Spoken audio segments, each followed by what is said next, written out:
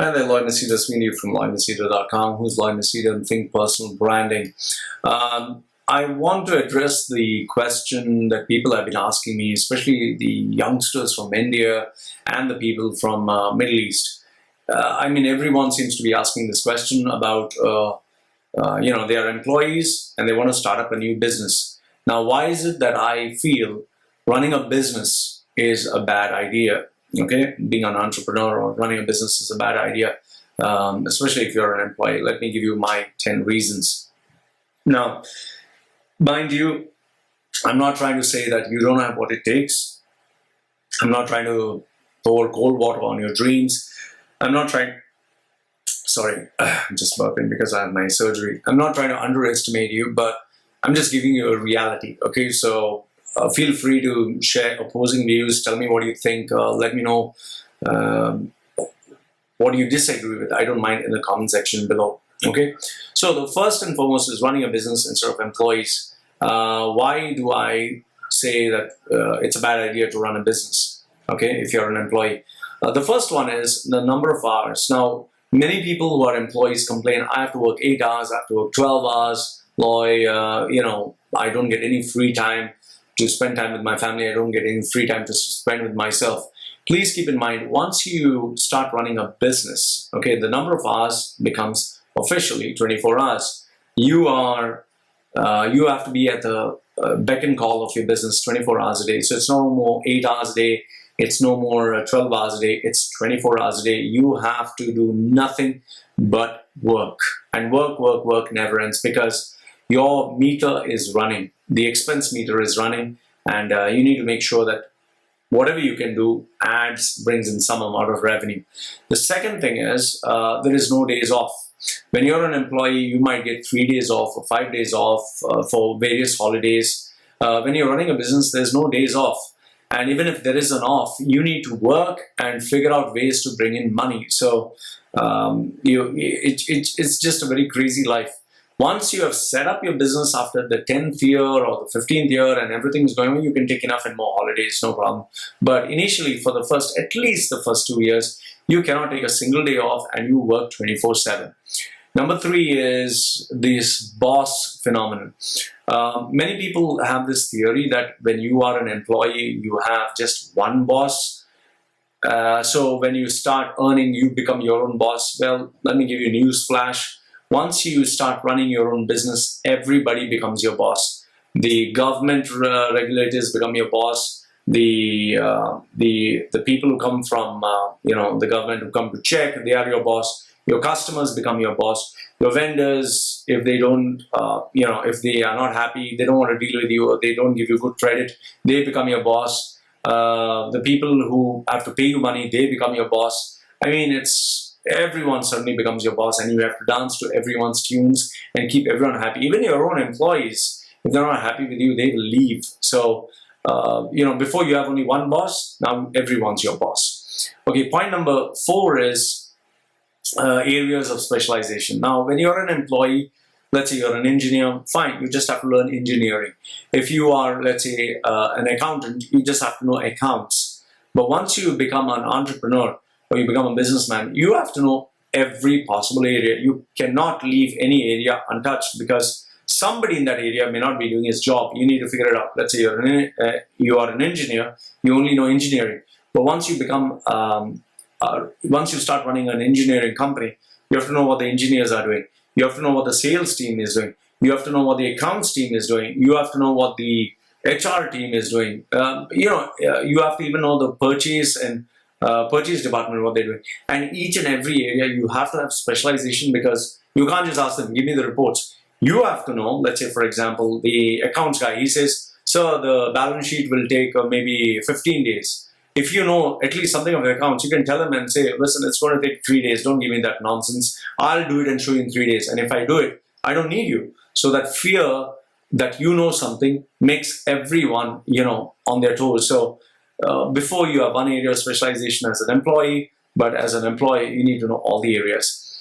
Number 5, I think, is the most critical among all, is money management. You really need to know how to manage money. There are so many people I know who are working in coffee shops, and they started a coffee shop. who are working in restaurants and they thought they could run a restaurant. The reason why they lose everything is because they are not good at managing money. You need to be obsessed about money. You need to love money. You need to know how to handle it, how to use it to your benefit, how to play around so that people offer you credit. I mean, there's so much to it in terms of money, and without money, it's a lifeblood of business. You are finished. It's like electricity. In the house, you don't have electricity, nothing works. Point number 6 is lies and fraud. Okay. Now, I'm not telling you that you need to tell lies or you need to be a fraud, but the fact is there are a lot of people out there who will tell you lies, white lies or gray lies or whatever, the white truth or the gray truth or whatever. And, it really affects your business. They will tell you, I will definitely pay you in 30 days. And when 30 days comes, then you find out that they are not able to pay you. So then you go for 60 days, another month. Then you go for 90 days, then you go for 4 months, and finally you find out that they never had the capacity to pay you. They were speculating. So what do you do? And if you have one bad deal, there are so many fraudsters. If you have one bad deal, it can destroy your company. You can shut down. So lies and fraudulent activities are so many, and there are so many businessmen who have to lie. Even when I was running a business as a DJ, I had to lie. I had to tell lies that yes, I can handle this event.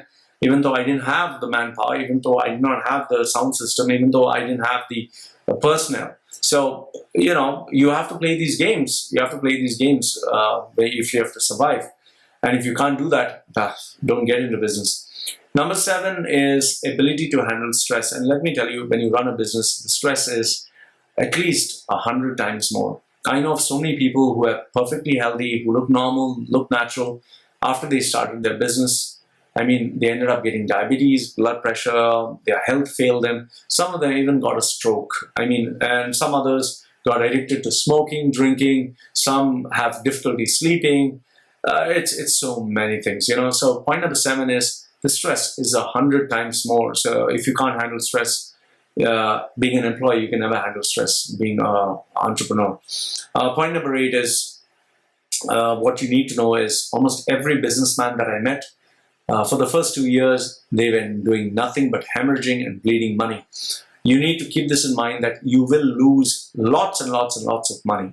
Okay, you'll make mistakes. You'll make bad financial decisions. So the first 2 years will be nothing but bleeding money. So you need to have enough and more money where you can support yourself, support your family, and pump it into the business to keep it up and running. Otherwise, your business will shut down, or worst, you'll get bankrupt and you'll end up with nothing. Point number 9 is, like I told you before, you have to play multiple roles. You have to be a salesman, you have to be a marketing guy, you have to be an accounts guy, you have to be a hustler, you have to even beg sometimes, you have to know how to handle people, you have to know how to recruit people, you need to know how to maintain people. There are so many things, man. And you can't get into business and then learn on the spot. You need to know many of these roles much before. And last, if not least, number 10 is the biggest one. It's about luck. And by luck, I don't mean that, are you lucky? If you run a business and if you have bad luck, you're finished. I'll give you an example of things that represent bad luck. The guy started a business, he opened up a pharmacy, and this is the building I was staying.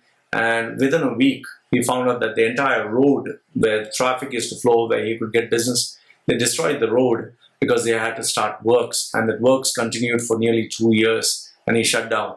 Another one is where bad luck, the guy opened up a business, and within a few months, the government decided that this line of business, which is typing and translating, is all government related, and all of them had to shut down.